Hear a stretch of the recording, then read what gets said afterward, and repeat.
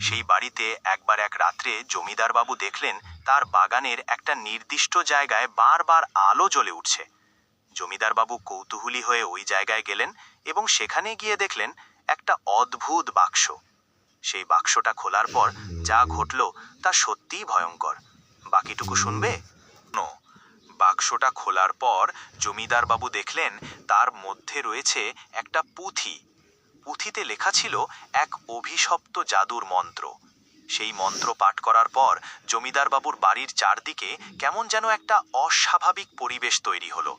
তারপর থেকে শুরু হলো অদ্ভুত ঘটনা, শোনা যেতে লাগলো অপ্রকৃতস্থ শব্দ। কি শুনতে চাও বাকিটা? জমিদার বাবুর বাড়ির চারদিকে যে অদ্ভুত পরিবেশ তৈরি হলো, তারপর থেকে জমিদার বাবু প্রত্যহ গভীর রাতে ডায়েরি লিখতেন। সেই ডায়েরিতে তিনি লিখে রেখেছিলেন সেই অভিশপ্ত জাদুর মন্ত্রের ভয়ঙ্কর পরিণতির কথা। একদিন জমিদার বাবু হঠাৎ অসুস্থ হয়ে পড়লেন এবং মারা গেলেন। তার মৃত্যুর পর ওই ডায়েরিটা মিস্টিরিয়াসলি অদৃশ্য হয়ে গেল। তারপর থেকে ওই বাড়িতে যে অশুভ শক্তির প্রভাব দেখা দিল তা ভাষায় বর্ণনা করা যায় না। গল্পটা কেমন লাগলো? একবার এক ব্যক্তি রাস্তা দিয়ে যান। শোনাও জমেনাই।